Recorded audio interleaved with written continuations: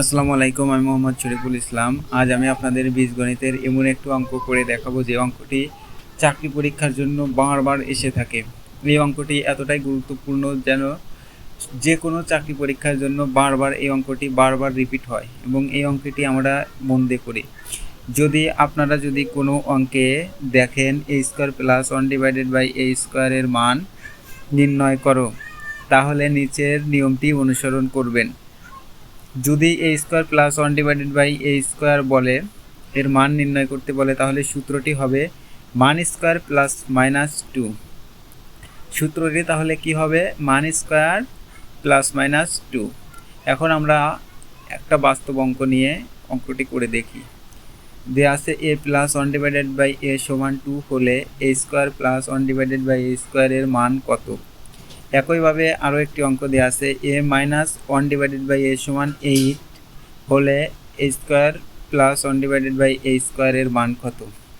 আমাদের প্রশ্নে যদি কোনো অঙ্কে বলে a² + 1/a² এর মান নির্ণয় করো, যদি a² + 1/a² এর মান নির্ণয় করতে বলে, তাহলে আমাদের সূত্রটি হবে মান² + -2।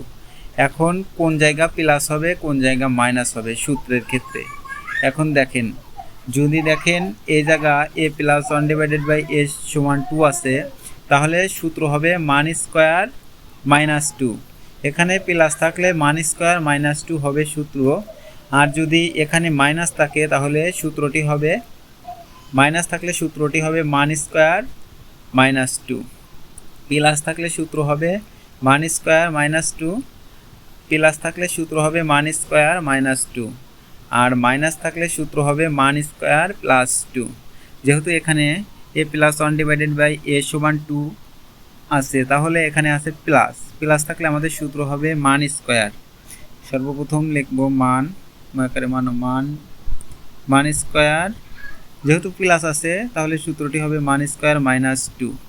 এখন দেখেন, তাহলে মান², এখন মান কত এখানে দেওয়া আছে a+1/a = 2, তাহলে 2 দেওয়া আছে, 2² - 2, তাহলে 2 2 2 × 4 -2।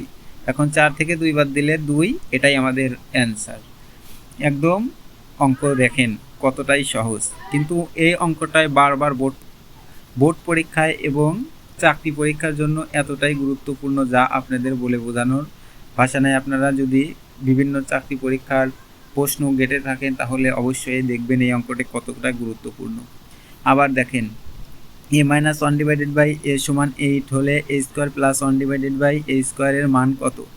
এখন আমাদের প্রশ্নেই তো বলে দিছি a² + 1/a² এর যদি মান নির্ণয় করতে বলে, তাহলে সূত্রটি হবে মান² + -2।